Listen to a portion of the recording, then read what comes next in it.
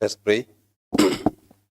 Mighty God, who in your wisdom and goodness have appointed the officers of leaders and county assemblies for the welfare of society and the just government. We beseech you to behold with your abundant favor as your servants who please call to the performance of the trust in this republic. Let your blessings send upon us here assembled.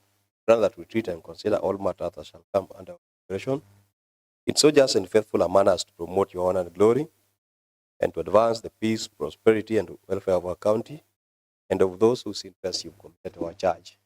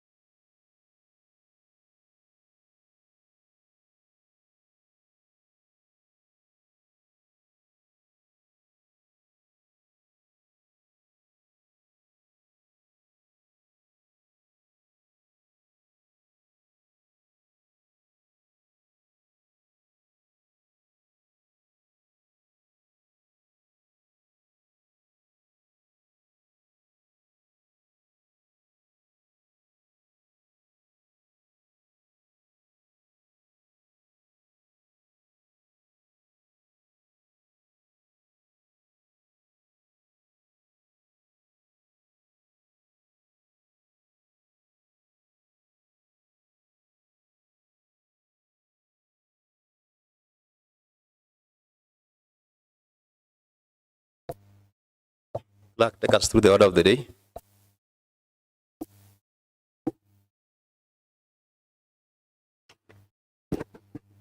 Order paper number 279 of today, Tuesday, 11th March 2025 at 2:30 p.m. Order number 1, administration of oath.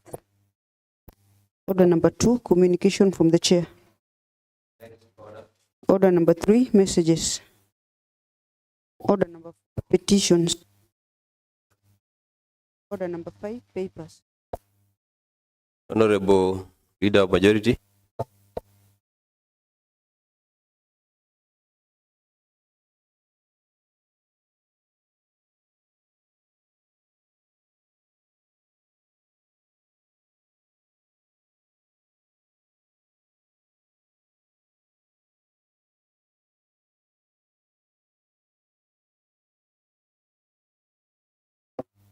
Honorable Whip, is it?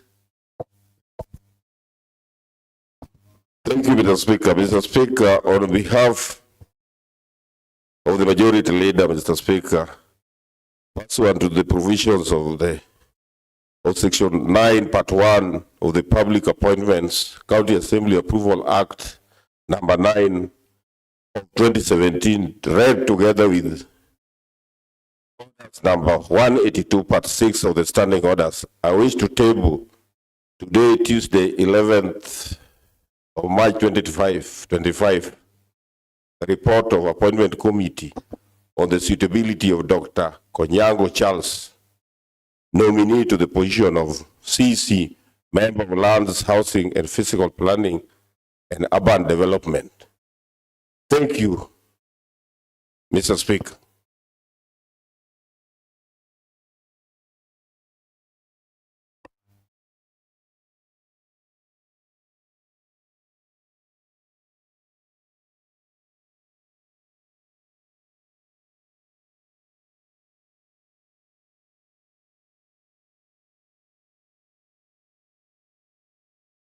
Honorable members, I confirm receipt of the report. The Committee of Appointments report on the suitability of Dr. Konyango Charles Otieno for the appointment to the position of CC Member for Lands, Physical Planning, Housing and Urban Development, as presented by the Honorable Whip on behalf of the Leader of Majority.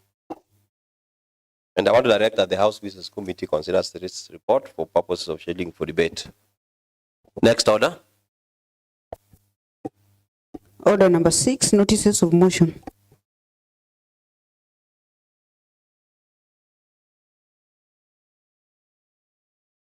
Thank you, Mr. Speaker. Mr. Speaker, again, on behalf of the Majority Leader, the Honorable Ken Uma, Mr. Speaker, pursuant to the provision of Standing Order number 45, Part 1 of the Standing Orders, this House adopts the report of Appointment Committee on the suitability of Dr. Konyango Charles, nominee to the position of CC member, Lands, Housing, Physical Planning and Urban Development. Thank you, Mr. Speaker.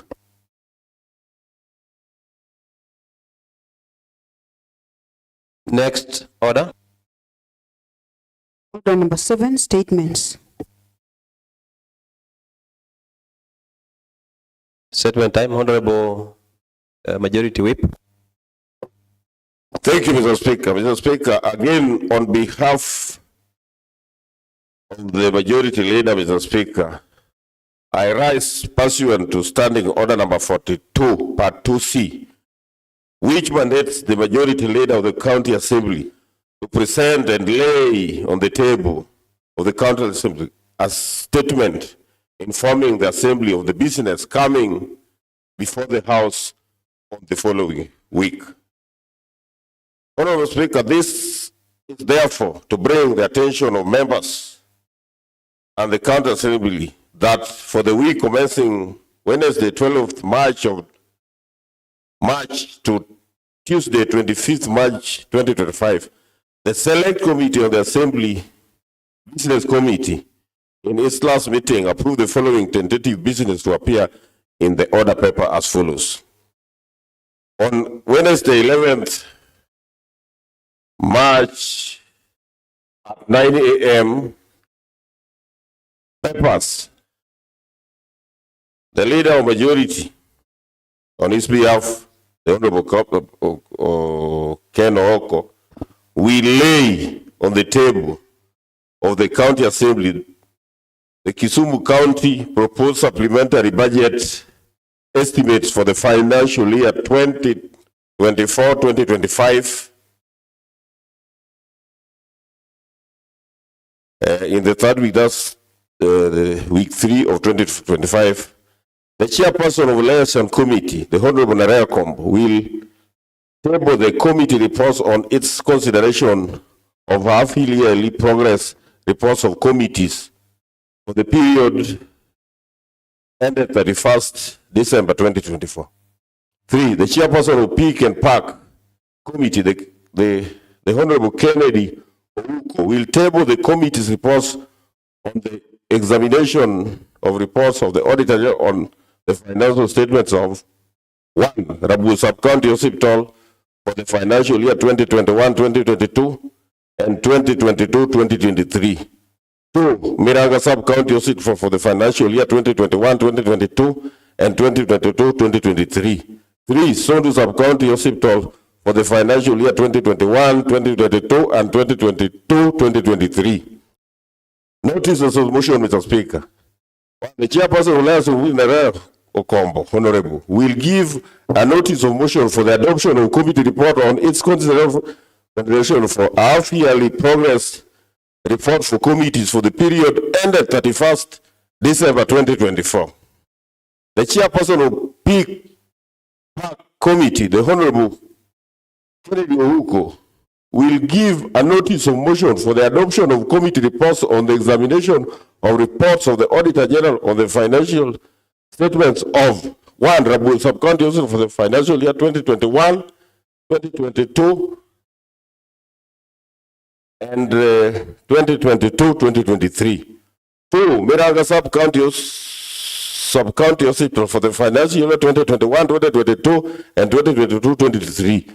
3. Sondu Sub-County Hospital for the financial years 2021, 2022, and 2022-2023. Commencement of business. The chairperson of Select Committee, Peak and Park, will move a motion for the adoption of the committee report on the examination of reports of the Auditor General financial statement of Kisumu County Referral Hospital for the financial year 2022-2023. On Wednesday, 11th March 2025 at 2:30 p.m., commencement of business, the Leader of Majority will move a motion on adoption of report Committee of Suitability, Dr. Konyago nominee to the position of CC, Lands and Physical Planning, Mr. Speaker, which I believe I have done on his behalf today, Mr. Speaker. On Thursday, Mr. Speaker, Thursday, 12th March 2025 at 2:30 p.m. Commencements of business. The lead chairperson of the Joint Committee on Education, Technical Training, Innovation and Social Services and Committee on Social Culture, Gender and Youth Affairs, the Honorable Setsukum, will move a motion for adoption of the report on the Kisumu County Child Protection Policy 2024, Mr. Speaker. The leader of majority will move a motion of adjournment of the County Assembly on Tuesday, 25 March. Honorable Seth, I believe there's a printing error here, Mr. Speaker. I think you're already on Thursday. We are on Thursday, on Thursday. The leader of majority will move a motion for adjournment of the committee of the County Assembly sittings until Tuesday, 25th March 2025 at 2:30 p.m. to facilitate attendance at the Legislative Summit. On Tuesday, 25th March 25th, 2025 at 2:30 p.m. Statement. The leader of majority will issue a statement pursuant to Standing Order number 42, Part 2C of the Standing Orders on the business coming before the County Assembly for the week commencing Wednesday, 26th March 2025. Thank you, Mr. Speaker.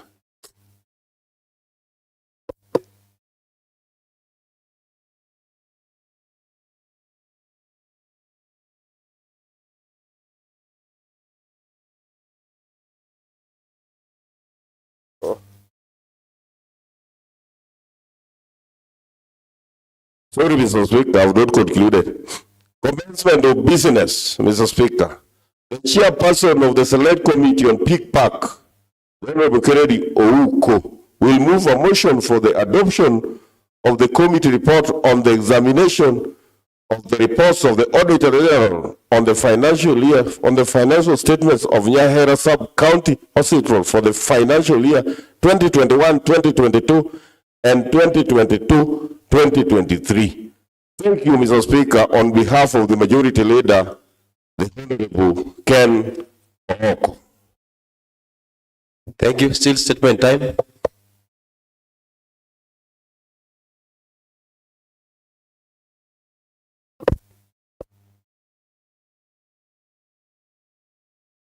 Next order.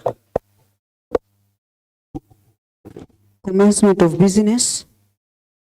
Order number 8, motion. Adoption of the report of PICPAC Committee on the examination of the reports of the Auditor General on the financial statements of Kisumu Urban Project, that is cash expenditure account, for the financial year 2022-2023, and Kisumu Urban Project, that is project advance account, for the financial year 2022-2023. Honorable Kennedy Ouko.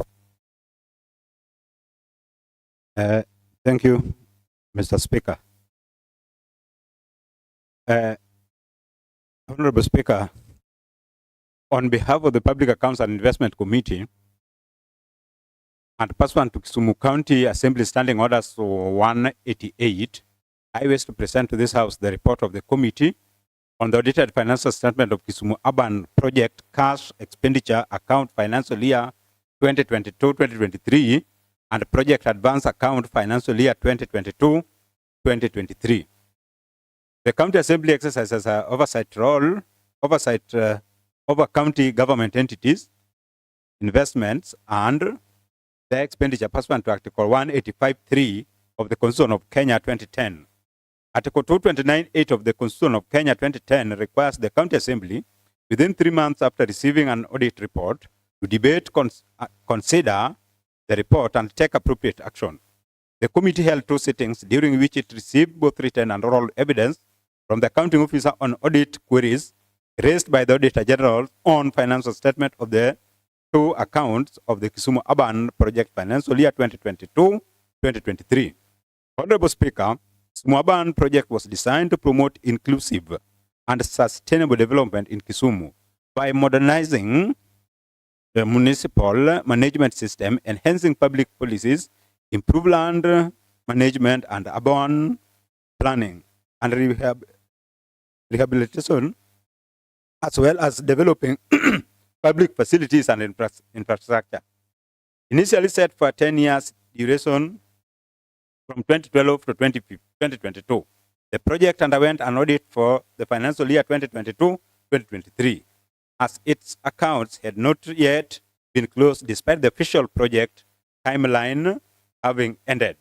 Honorable Speaker, I wish to register my appreciation to the fellow honorable members of the committee, the Office of the Speaker, the Clerk of the Assembly, Committee Secretariat, the Office of the Auditor General for facilitation and technical support that made the production of this report possible. Honorable Speaker, on behalf of the Public Accounts Investment Committee, I now wish to table the report on the consideration of Auditor General's report on financial statement of Kisumu Urban Project Cash Expenditure Account, financial year 2022-2023, and the Project Advance Account, financial year 2022-2023. And I urge this House to adopt it.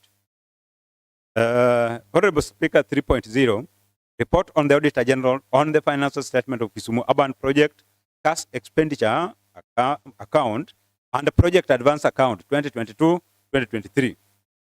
Honorable Speaker, the Deputy City Manager, Mr. Charles Omolo, appeared before the committee on 4th February 2025 to adduce evidence on the audited financial statement of Kisumu Urban Project Cash Expenditure Account and Project Advance Account for the financial year 2022-2023.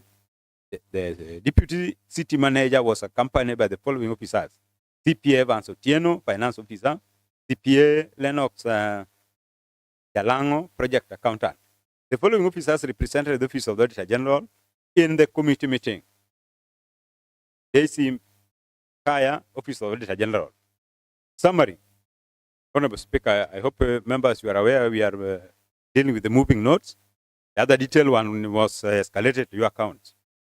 To your walls, I mean. Honorable Speaker, having interrogated the auditor report of the Kisumu Urban Project account, the committee makes the following observations. 1. Kisumu Urban Project was designed to promote inclusive and sustainable development in Kisumu by modernizing municipal management system, enhancing public policies, improving land management and urban planning, and rehabilitating as well as developing public facilities and infrastructure. 2. That the project was sponsored by the French Development Agency, FDA. 3.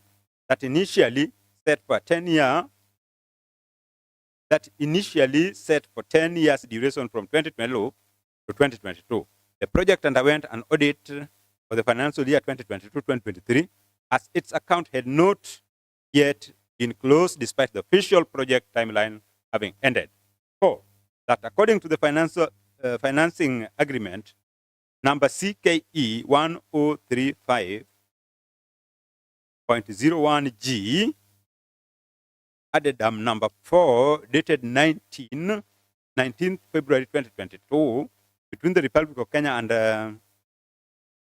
and the AFDE, the project technical completion date was 31st January 2022, while the deadline for the use of the fund was to be 30th June 2022. 5. That during the financial year 2022-2023, no funds were received into project and no expenditure was made from the bank accounts which had a balance of Kenya shillings 6,772 each. Moreover, no handover of project assets or records were made to the parent entity. 6. That both the committee and the Office of the Auditor General confirmed through the letter to the Ministry of Finance and Economic Planning, the management has made effort to have the account closed However, the account is yet closed. Recommendations. Mr. Speaker, the committee makes the following recommendations. One, that the accounting officer immediately expedites closure of the two accounts and provide reports to this assembly within 60 days on the adoption of the report. Two, that the management promptly implement the Auditor General's prior year recommendations and submit a comprehensive report to the Office of the Auditor General and the County Assembly within 21 days upon adoption of this report. Progress on the implementation of them to be demonstrated during the interrogation of the next audit report. Mr. Speaker, I hereby request that this House adopt this report of the Public Accounts and Investment Committee on the consideration of Auditor General's report on the financial statement of Kisumu Urban Project Cash Expenditure Account Financial Year 2022-2023 and Project Advance Account Financial Year 2022-2023. May I call upon Honorable James Were to second. Thank you, Mr. Speaker.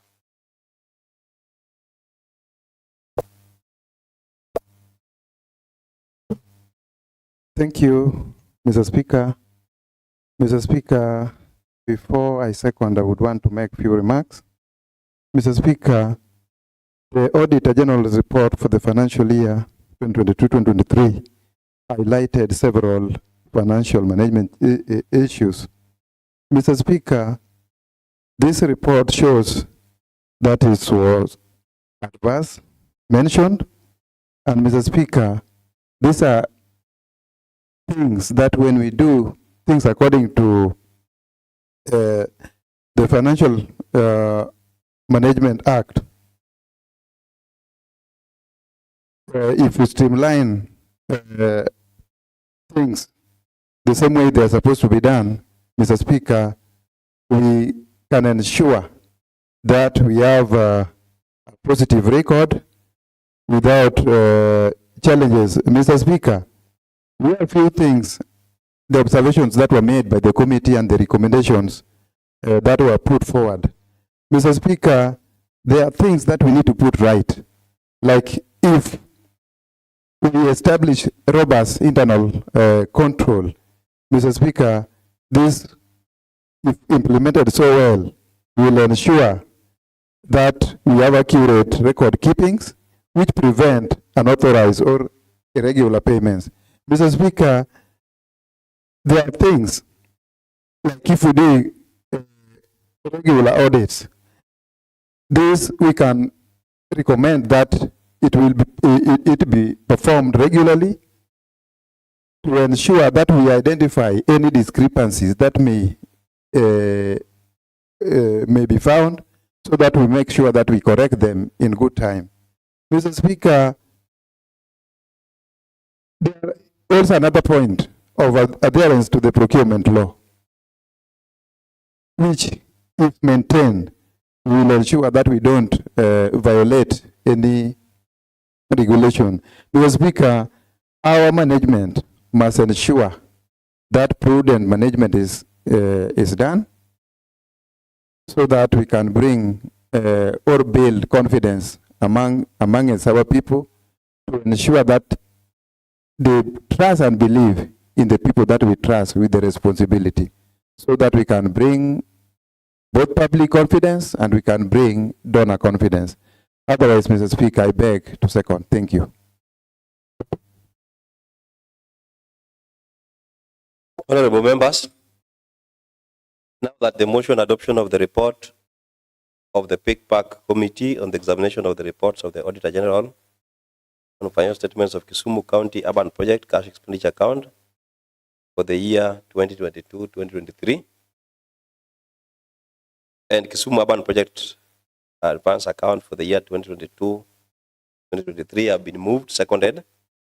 I want to propose a question, and I propose that the motion is open for debate.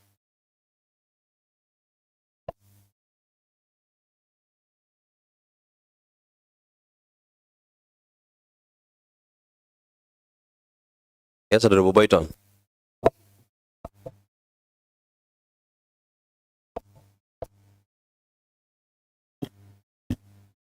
Thank you, Mr. Speaker. Mr. Speaker, I was still reading the mood. I'm not yet ready to contribute.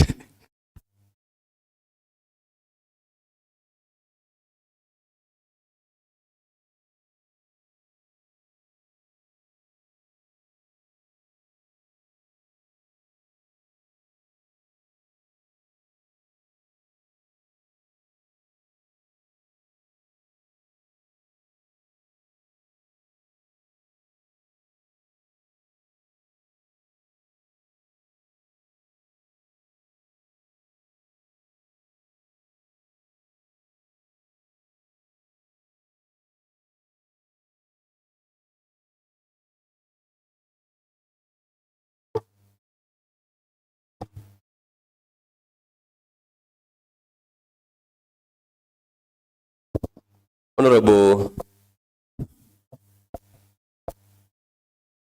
Thank you, Mr. Speaker. Mr. Speaker, I rise to debate on the report of the Auditor General, basically the financial year 2022-2023. Mr. Speaker, as read to us by the Chair and seconded by the Honorable James Will. Mr. Speaker, in that financial year, the report of the Auditor General,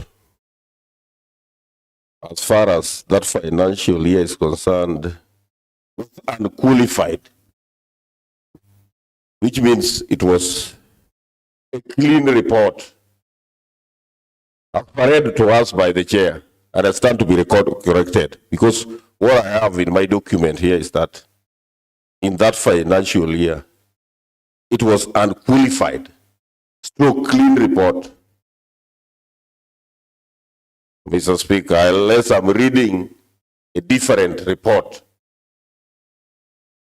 I believe I'm on the right track. And Mr. Speaker, I am a representative of Market Milimani Ward, Mr. Speaker, and the city in general. Some of these projects, as far as AFD is concerned, were implemented. The report is vague, Mr. Speaker, because the report is not indicative on and to which and to where these projects were undertaken. Because we have several projects here. We have Kibuye Market, we have several markets, several roads, Mr. Speaker. We have the paved Kabru roads. So it is not indicated, Mr. Speaker, where these projects were undertaken for us to be able to oversight and authenticate that the Auditor General was talking about which projects. Because according to the financial agreement, the addendum between the Republic of Kenya and AFD, the completion of a project in 31st January 2022, while the deadline for the use of fund was to be 30th June 2022. Mr. Speaker, which project is this? You know, these people are giving us a very, very vague and blanket information. And it does not indicate where was this project. Was it in Market Milimani? Was it in Kaloleni Shaurimoyo? Was it in Kondele Ward? Was it in Railway Ward? Was it in Migosi Ward? Or was it in which other ward? Central Ward or Kolwar Ward, for example. It is not indicative, Mr. Speaker. And the report is very, very clear. And a lot of emphasis is done on fiscal matters rather than the actual matters on where the projects were undertaken. So, Mr. Chairman, next time I'll urge the committee to be very particular and to where these projects were undertaken rather than giving us a blanket, because the committee could have further inquired from the city manager through the deputy city manager who represented the city. these projects undertaken, and which projects in particular, so that we are able to explain to the people of Kisumu or Kisumu City that this project was undertaken and the Auditor General approved it. It was clean. But otherwise, Mr. Speaker, the report is good. I support it, but next time they should be particular. Thank you, Mr. Speaker.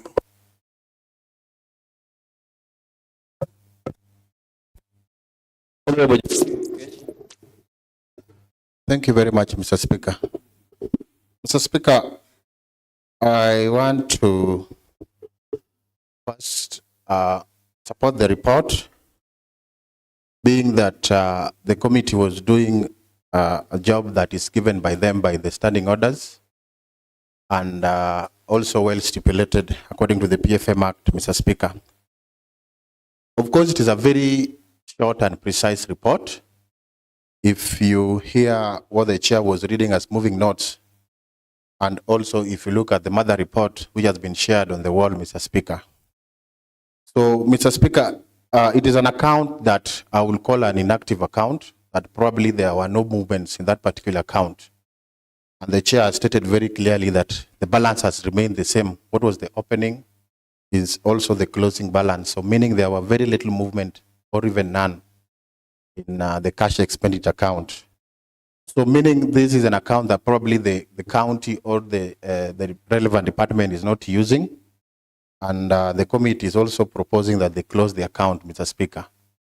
Mr. Speaker, what is of concern, which I don't know whether it has left my mind because I've been trying to look for it, is that the committee is mentioning that the Auditor General is proposing that they do implement the recommendations in the previous year, which I think the committee ought to have included here so that we are able to conjoin and understand what the Auditor General was trying to propose.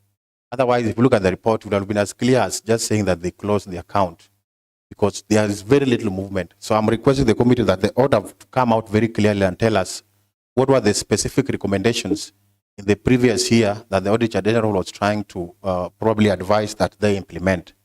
Otherwise, I think it will be very, very inappropriate for us not to support the report, because the committee did their work and they looked at the report, though it is an account that probably they will just written one line saying that the account is inactive and the county ought to have closed the accounts. Otherwise, we want to thank the committee for giving us the recommendations. Thank you. Honorable Nyauke.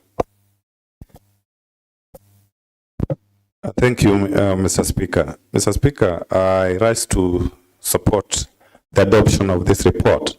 I have, however, I wanted also to point out some few areas that I think the chair and the committee, when in future they are handling the way they are promised here, then they probably can take that into consideration. Mr. Speaker, Honorable Adunyang, the incoming, has just talked about one very fundamental point, Mr. Speaker. If you look at the title of that report of the Auditor General on the financial statements of Kisumu Urban Project, Mr. Speaker, we are all aware that this project may not have been only one.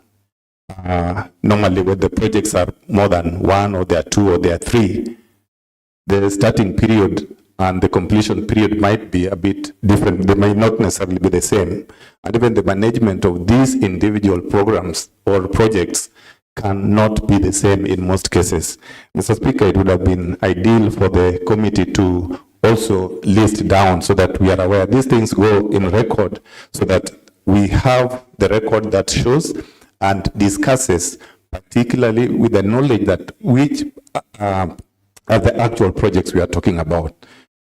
Mr. Speaker, it may be even some of them could not have been completed, or some of them might have been left or finished, but at least it would have been important for them to be listed down.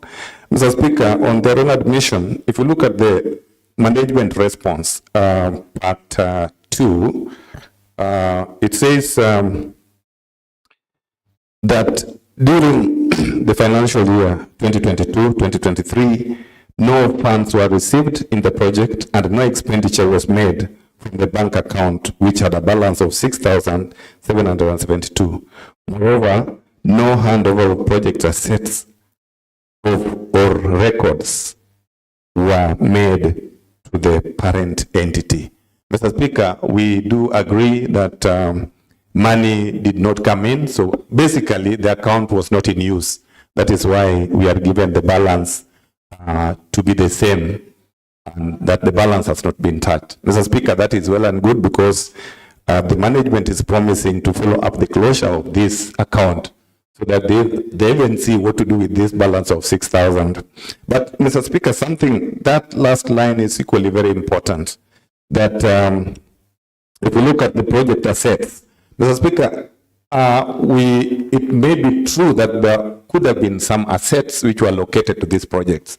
Mr. Speaker, the assets which are normally allocated to these projects, some of them ranges from motor vehicles or certain movable machines and so on and so forth. Mr. Speaker, if they were not recorded and if the returns of these assets were not done, Mr. Speaker, I think it could be important at the very time, because if you look at the committee response, the committee recommendations, they have also touched on that, but apparently they have forgotten to touch on the very essential part, that what are they going to do with the assets which were not mentioned. Mr. Speaker, I do, as I support the adoption of this motion, because actually it is because of the adoption that we are able to move ahead and find a closure to this. They should also take into consideration the assets which were tied to these projects and the returns and the reports done. Thank you, Mr. Speaker. I beg to support. Boris Ngeta.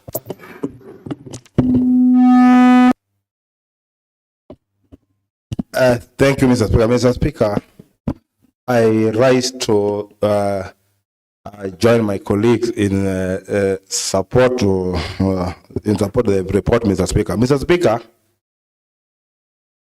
the committee has done a recommended job, Mr. Speaker, and I want to support the committee for the good job, Mr. Speaker. Mr. Speaker, although there are some reservations which I must put across, Mr. Speaker, the committee could have itemized the functions of the fund, Mr. Speaker, so that we could have known that this fund has done this activity and this activity, Mr. Speaker. Mr. Speaker, I can applaud the committee because there was a time when there was a FIA, Facility Improvement Fund, Mr. Speaker. The report was on this floor, Mr. Speaker, and the committee did a good job, and nowadays we can see what FIF is doing in our facilities, Mr. Speaker. Mr. Speaker, going forward, I would like to request the able chair, who has done a good job since, Mr. Speaker, to itemize the activities of the fund so that we can know, or our community can know what has been done by the fund, Mr. Speaker. Mr. Speaker, this is a donor fund, Mr. Speaker. We need to differentiate what the donor fund has done, what the CRF has done, and others, Mr. Speaker. Otherwise, I support and I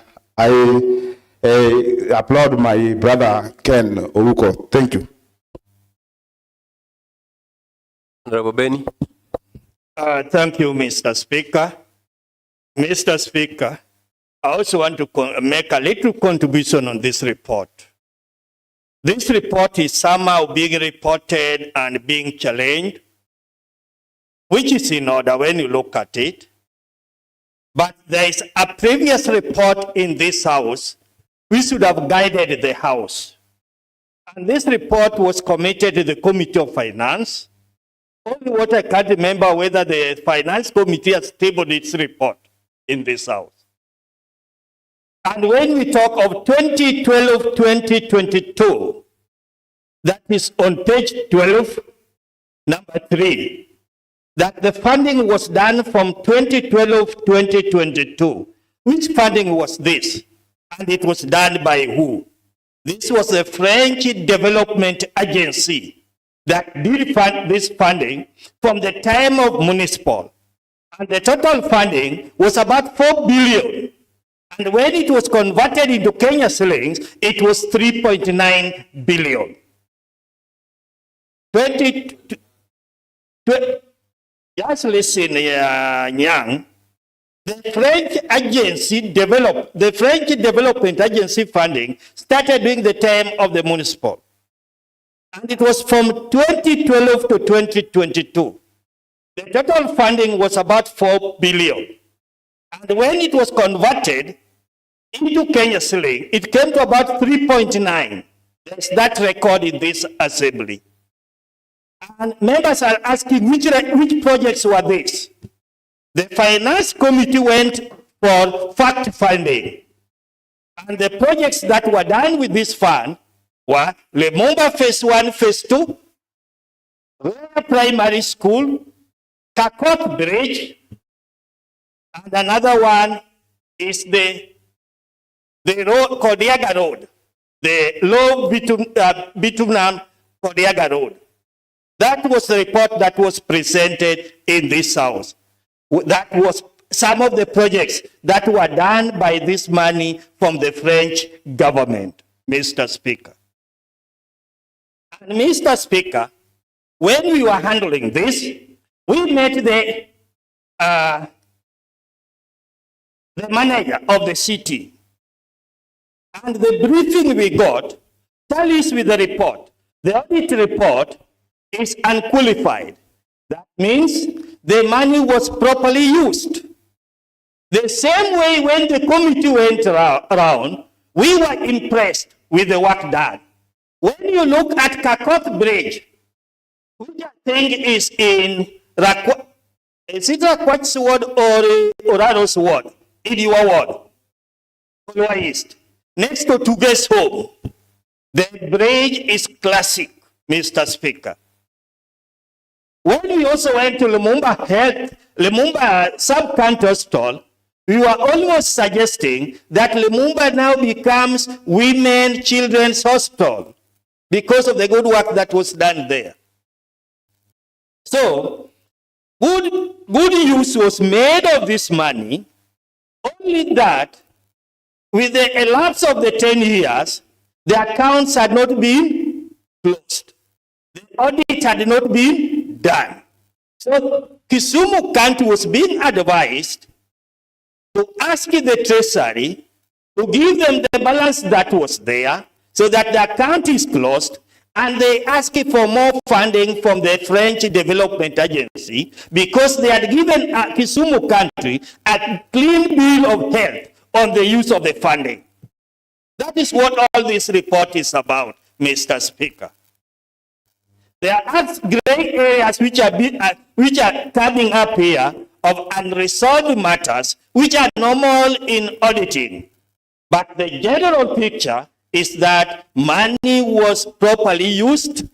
The facilities that were undertaken are there physically and are helping the people of Kisumu County. And what the assembly should follow up is that what is the country doing so that we should ask for more funding from the French Development Agency so that we develop more of our facilities. Mr. Speaker, I beg to support the report, and that is all that this report is about. It is a good report, and it needs that background for one to understand it. Thank you.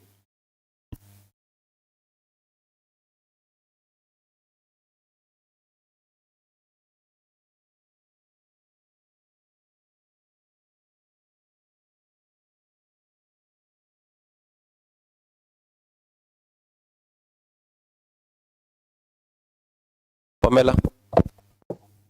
Thank you, Mr. Speaker. Reading at the mood of the House, I call upon the mover to reply. Honorable Kennedy Ouko.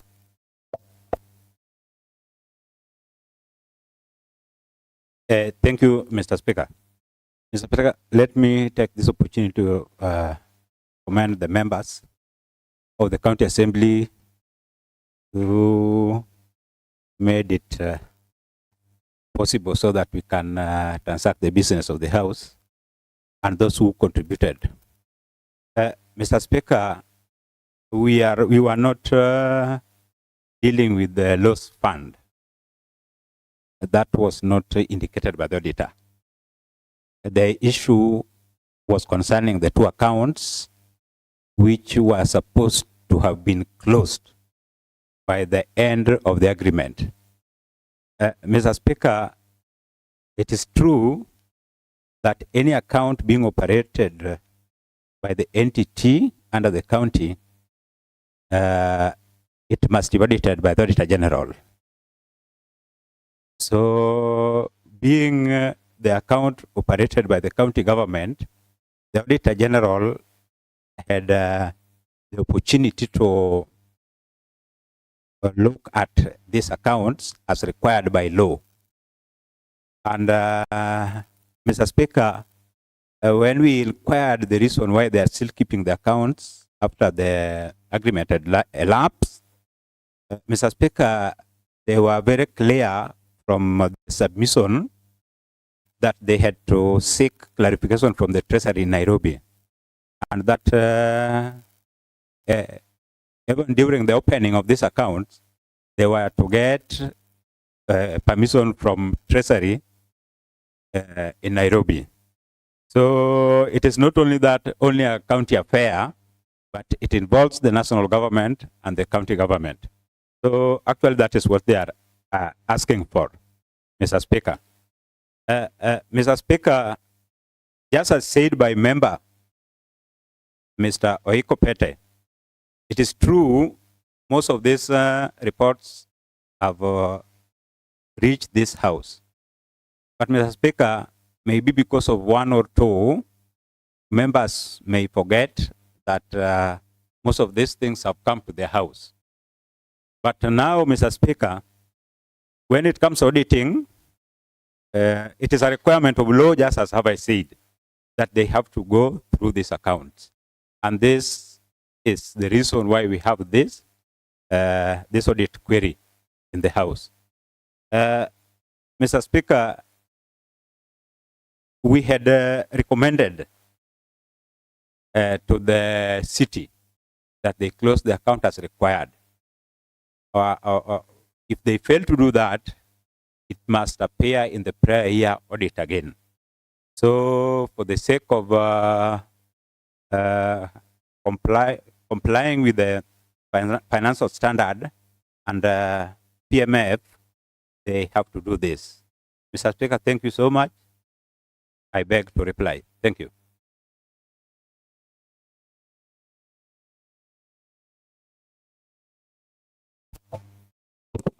Honorable members, now that Honorable Kennedy Uko, the chairperson of PICPAC, had moved a motion, adoption of the report of PICPAC committee on the examination of the reports of Auditor General, the financial statements of Kisumu Urban Project Cash Expenditure Account for the year ended 2022-2023, that of the Kisumu Urban Project Advance Account for the year 2022-2023.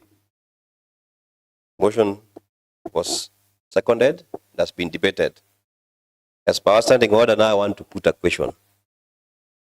It appears that as many of the opinion that the motion adoption of the report of PICPAC committee on the examination of the reports of the Auditor General on the financial statements of Kisumu Urban Project Cash Expenditure Account and the Kisumu Urban Project Advance Account for the year 2022-2023 be adopted, say aye.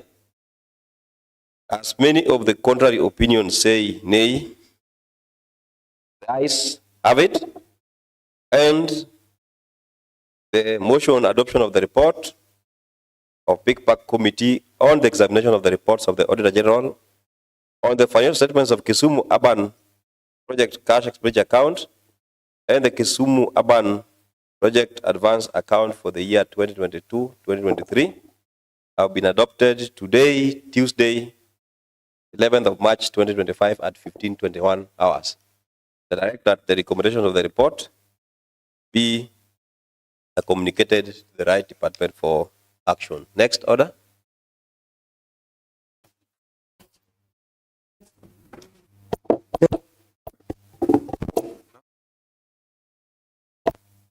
Mr. Speaker and honorable members, there is no any other business in the order paper. Honorable members, there being no any other business in the order paper, the House stands adjourned until tomorrow, Wednesday, the 12th of March, 2025 at 9 a.m.